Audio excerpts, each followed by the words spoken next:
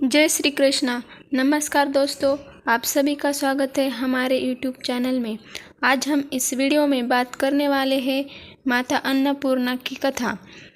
माँ अन्नपूर्णा माता का ये महाव्रत मार्गशीर्ष मास के कृष्ण पक्ष पंचमी से प्रारंभ होता है और मार्गशीर्ष शुक्ल षष्ठी को समाप्त होता है। यह व्रत 17 दिनों तक चलता है। कई भक्त इस व्रत को 21 दिन तक भी पालन करते हैं। कथा शुरू करने से पहले दोस्तों, आपको एक बात बताना ज़रूरी समझूंगी कि यह कथा भोजन करने से पहले सुननी चाहिए। काशी निवासी धनंजय की पत्नी का नाम सुलक्षणा था।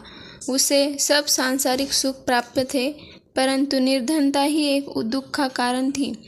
यह दुख उसको हर समय सताता रहता था।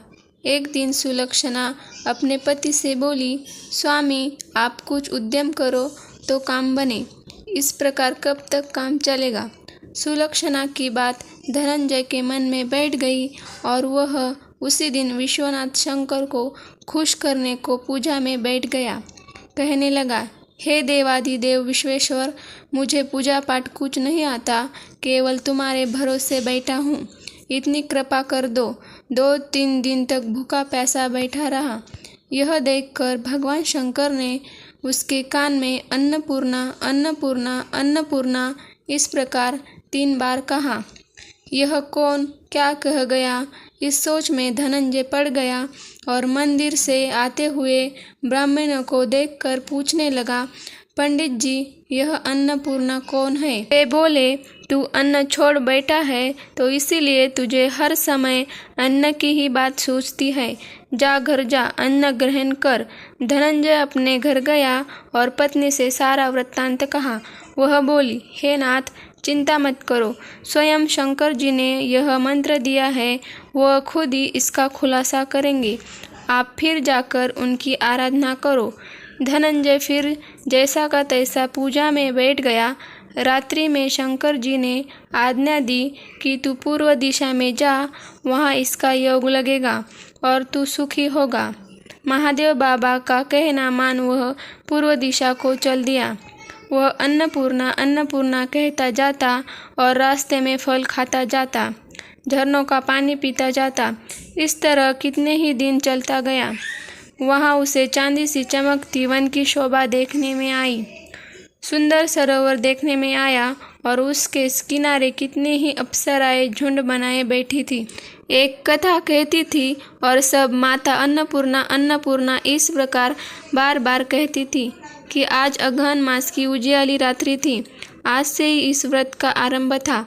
जिस शब्द की खोज को मैं घर से निकला था, वह शब्द आज मुझे सुनने को मिला। धनंजय उनके पास जाकर पूछता है, हे देवियों, आप ये क्या करती हो? वे बोली, हम माता अन्नपूर्णा का व्रत करते हैं। व्रत करने से क्या होता है, यह किसी ने किया भी है, इसको कब किया जाए, यह समझाकर मुझसे कहो। वे कहने लगी, इस व्रत को सभी कर सकते हैं। 21 दिन तक के लिए 21 गांठ का सूत्र लेना, 21 दिन न बने तो 1 दिन का उपवास करना, यह भी न बने तो केवल कथा सुनकर माता का प्रसाद लेना, निराहार रहकर कथा करना। कथा सुनने वाला कोई न मिले तो पीपल के पत्ते को 10 सुपारी, गुआर पाठा के वृक्ष को सामने रखकर, दीपक को साक्षी रखकर सूर्य, तुलसी या महादेव को कथा सुनना। बिना कथा सुनाए मुख में दाना न डालना। यदि भूल में कुछ पड़ जाए तो 1 दिवस फिर उपवास करना और व्रत में क्रोध न करे, झूठ न बोले। धनंजय बोला, इस व्रत के करने से क्या होगा?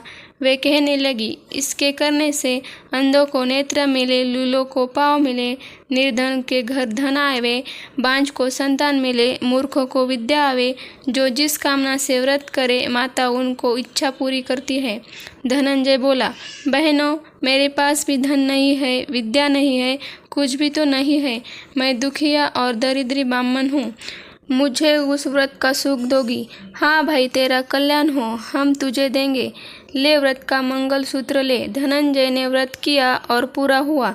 तभी सरोवर में से 21 खंड की स्वर्ण सीढ़ी हीरा मोती जड़ी प्रकट हुई। धनंजय अन्नपूर्णा अन्नपूर्णा कहता जाता था। इस दिन इस प्रकार कितनी ही सीढ़ियाँ उतर आए तो क्या देखता है कि करोड़ों सूर्यों के समान प्रकाशमान अन्नपूर्णा जी का मंदिर है। उसके स्वर्ण सिंहासन पर अन्नपूर्णा विराजमान है। सामने भिक्षा हेतु शंकर भगवान खड़े हैं। देवांगनाएं चंवर डुलाती है। कितनी ही हथियार बंदे पहरा देती है। धनंजय दौड़कर माता के चरणों पर गिर पड़ा। माता उसके मन का क्लेश जान गई। धनंजय कहने लगा, माता आप तो अंतर्यामी हो, आपको अपनी दशा क्या बताऊं। माता बोली, तूने मेरा व्रत किया है, जा तेरा संसार सत्कार करेगा। माता ने धनंजय की जीवा पर बीज मंत्र लिख दिया। अब तो उसके रोम रोम में विद्या प्रविष्ट हो गई। इतने में क्या देखता है कि काशी विश्वनाथ के मंदिर में खड़ा हुआ है। माता का वरदान लेकर धनंजय घर आया और सुलक्षणा से सब बात कही। माता जी की कृपा से अटूट संपत्ति उमड़ने लगी। छोटा घर बहुत बड़ा गिना जाने लगा। जैसे शहद के छत्ते में मक्खियाँ जमा हो जाती है, उसी प्रकार अनेक सगे संबंधी आकर उसकी बड़ाई करने लगे। इतना धन, इतना बड़ा सुंदर घर, संतान नहीं तो इस कमी का कौन भोग करेगा। सुलक्षणा को संतान नहीं है, इसलिए तुम दूसरा विवाह करो। अनिच्छा होते हुए भी धनंजय को दूसरा विवाह करना पड़ा। सुखी सुलक्षणा को सौत का दुख उठाना पड़ा। इस तरह दिन बीतते। फिर अगहन मास आया और नए बंधन से बंधे पति से सुलक्षणा ने पति से कहलवाया कि व्रत के प्रभाव से हम सुखी हैं। इस कारण यह व्रत हमें छोड़ना नहीं चाहिए। यह माता जी का प्रताप है, हम इतने संपन्न व सुखी हुए हैं। सुलक्षणा की बात सुनकर धनंजय उसके यहाँ आया और व्रत में बैठ गया। नई वधू को इस बात की खबर नहीं थी। वह धनंजय के आने की राह देख रही थी। दिन बीतते गए और व्रत पूरा होने में 3 दिन रहे थे। नई पत्नी को खबर मिली और उसके मन में ईर्ष्या की ज्वाला दहक रही थी।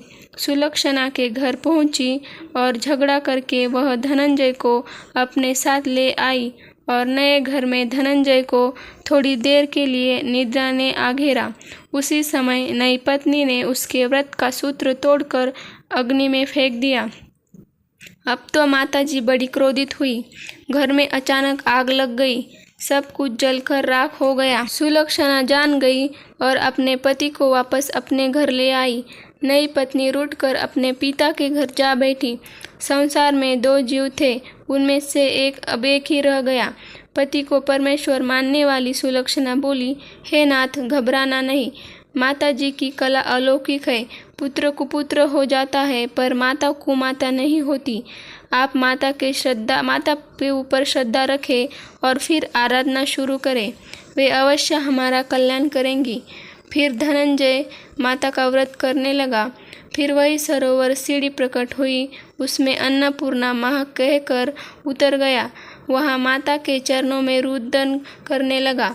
माता प्रसन्न होकर बोली, यह मेरी स्वर्ण की मूर्ति ले और इसका पूजन करना, तो फिर सुखी हो जाएगा। जाओ, तुमको मेरा आशीर्वाद है। तेरी पत्नी सुलक्षणा ने श्रद्धा से मेरा व्रत किया है, उसको मैंने पुत्र दिया।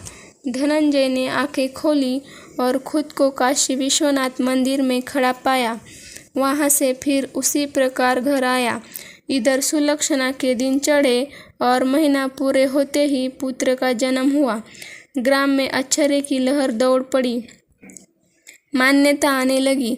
इसी प्रकार उस ग्राम के निसंतान सेठ के पुत्र होने से उसने माता अन्नपूर्णा का सुंदर मंदिर बनवाया, जिसमें धूमधाम से माता जी पधारी, यज्ञ किया और धनंजय को मंदिर का आचार्य पद दिया और जीविका के लिए मंदिर की दक्षिणा और रहने के लिए बड़ा घर बनवा दिया। धनंजय स्त्री पुत्र के साथ वहाँ रहने लगा।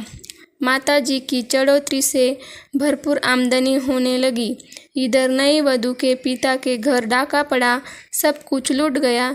वे भिक्षा मांगकर पेट भरने लगे। सुलक्षणा ने जब यह सब सुना तो उन्हें बुला भेजा, अलग घर में रख दिया और उनके अन्न वस्त्र का प्रबंध कर दिया। धनंजय, सुलक्षणा और उसका पुत्र माताजी की कृपा से आनंद करने लगे। माताजी ने जैसे इनके भंडार भरे वैसे सबके भरे। बोलो अन्नपूर्णा माता की जय।